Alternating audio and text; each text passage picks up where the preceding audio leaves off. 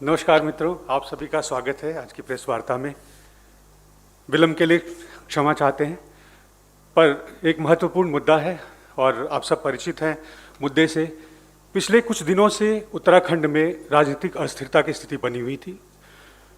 और आज जो है ऊहापोह समाप्त हुआ। आज वहाँ के मुख्यमंत्री त्रिवेंद्र सिंह रावत जी से इस्तीफा दिलवाया गया। हमारे साथ हैं कांग्रेस पार्टी के प्रभारी उत्तराखंड के देवेंद्र यादव जी। मैं उनसे आग्रह करूंगा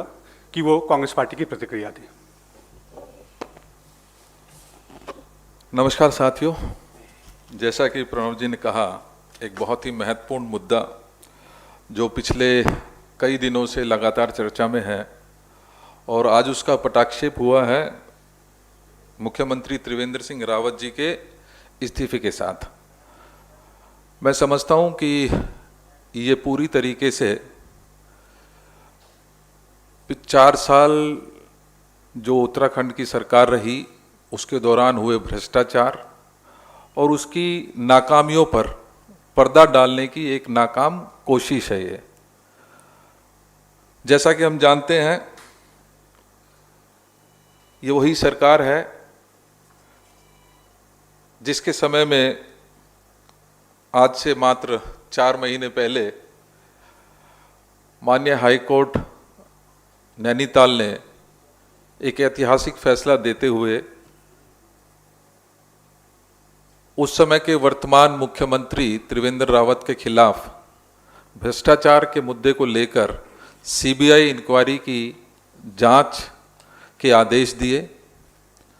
और इस सरकार ने उस समय भी अपनी रिस्पॉन्सिबिलिटी ना समझते हुए इस मुद्दे को बाकायदा सुप्रीम कोर्ट में जाकर चैलेंज कर कर उसको स्टे करवाने की एक कोशिश की। इसी प्रकार से मैं समझता हूँ, चाहे उत्तराखंड के बेरोजगारी का मुद्दा हो, उत्तराखंड के विकास की बात हो, कुंभ में हुए नाकामी और महाघोटाले की बात हो, उत्तराखंड फॉरेस्ट गार्ड भर्ती में हुए घोटाले की बात हो, बच्चों के मिड डे मील में हुए घोटाले की बात हो, कर्मकार बोर्ड में हुए 400 करोड़ के गबन की बात हो, आज वो सारे मुद्दे मैं समझता हूं कि सामने आए हैं और उत्तराखंड की जनता ये सवाल पूछती है कि ये वो सरकार जो आज से 4 साल पहले लोगों ने बड़ी उम्मीद के साथ जिसको चुना था, आज जब वो पूरी तरीके से फेलियर साबित हुई है, चाहे बेरोजगारी के मामले में, चाहे कुंभ के मिसमैनेजमेंट के बारे में के मुद्दे पर फेलियर हो, बेरोजगारी के मुद्दे पर फेलियर हो, आज एक ऐसा प्रदेश जो 26% बेरोजगारी के साथ देश में सबसे बेरोजगार स्टेट के रूप में जाना और पहचाना जाता है, आज एक ऐसा स्टेट उत्तराखंड जहां बेरोजगारी की बात है, वहीं महंगाई और किसानों के मुद्दे को जिस तरीके से इन्होंने हैंडल किया है, एक उम्मीद लोगों ने, उत्तराखंड के लोगों ने की थी कि कहीं ना कहीं एक ऐसी सरकार आएगी जो महंगाई से उनको छुटकारा दिलाएगी या राज्य के बेरोजगार युवाओं को रोजगार देने का काम करेगी। या जिस तरीके से पलायन आज चरम पर है और उत्तराखंड के बहुत से गांव आज बेरोजगारी की वजह से, महंगाई की वजह से और वहां पर डेवलपमेंट ना होने की वजह से जिस तरीके से पलायन लगातार कर रहे हैं, वो निश्चित ही आज उसका पटाक्षेप त्रिवेंद्र रावत जी के इस्तीफे के साथ हुआ है। मैं समझता हूं कि ये नाकाफी है और भारतीय जनता पार्टी इसी तरीके के एस्केप रूट हमेशा ढूंढने की कोशिश करती है। आज कांग्रेस पार्टी इस मुद्दे को लेकर ये मांग करती है भारतीय जनता पार्टी से, माननीय राष्ट्रपति महोदय से, कि इस सरकार को तुरंत बर्खास्त किया जाना चाहिए और सिर्फ त्रिवेंद्र रावत के इस्तीफे से इसका काम चलने वाला नहीं है। भारतीय जनता पार्टी को सरकार से इस्तीफा देकर लोगों के बीच दोबारा जाने की जरूरत है। मैं इस मौके पर जिस तरीके से अभी कुछ महीने पहले हुई आपदा की बात आई हो, जिसमें कई सौ लोग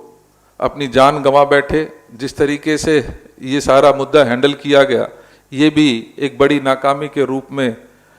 मैं समझता हूं कि भारतीय जनता की पार्टी की तरफ सवालिया निशान उठाती है। साथियों, इसके अलावा कहीं ना कहीं कोरोना काल का जिस तरीके से मिसहैंडलिंग हुई है, एक बिल्कुल असंवेदनशील तरीके से कोरोना काल को जिस तरीके से इन्होंने हैंडल किया है, जिसकी वजह से बेरोजगारी भी बढ़ी है, चाहे वो व्यापारी हो, चाहे वो मजदूर वर्ग हो, चाहे वो किसान वर्ग हो, उन सभी को कहीं ना कहीं बैकफुट पर आना पड़ा। और आज कहीं ना कहीं हर रोज के खाना दाने के लिए जो वहाँ की जनता आज मोहताज अपने आप को महसूस करती है, ये भी एक बड़ा मुद्दा आज उत्तराखंड सरकार के सामने था। मुझे ये कहते हुए मैं समझता हूँ कि आज जो जिस तरीके से त्रिवेंद्र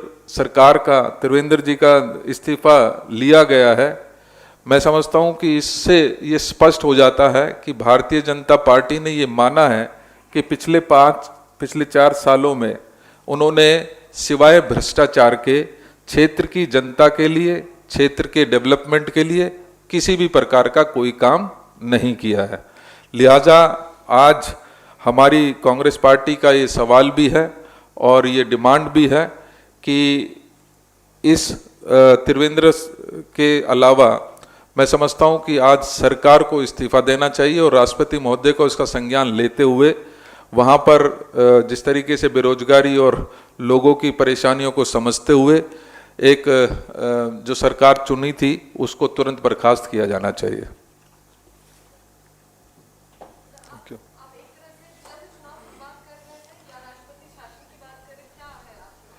देखिए, जैसे जिस तरीके से ये फेलियर हुआ है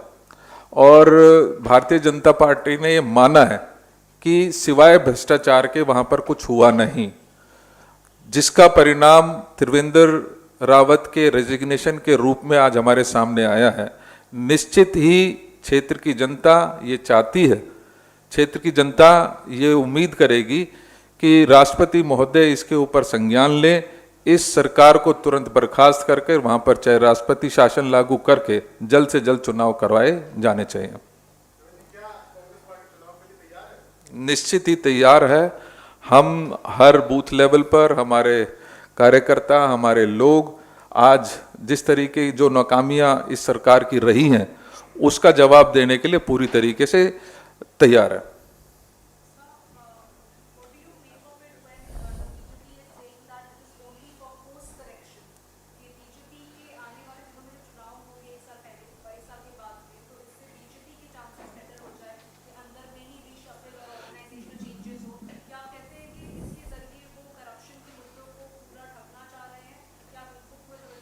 मैंने शुरू में एक बात कही कि ये जो एक करेक्शन की बात कर रहे हैं, इससे कहीं ना कहीं ये साबित होता है कि भारतीय जनता पार्टी ये मानती है कि भ्रष्टाचार के सिवा कोई डेवलपमेंट का काम उस राज्य में नहीं हो पाया। गरीबों की आकांक्षाओं को के ऊपर वो पूरी तरीके से फेल साबित हुए हैं और आज कहीं ना कहीं उसको छिपाने के लिए ये एक कोशिश है।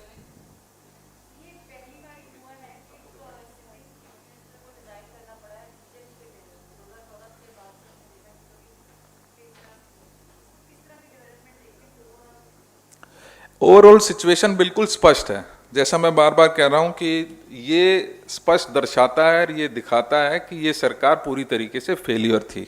और अपनी नाकामियों को, अपने भ्रष्टाचार, इस सरकार के दौरान हुए भ्रष्टाचारों के ऊपर पर्दा डालने की ये एक बहुत बड़ी कोशिश है,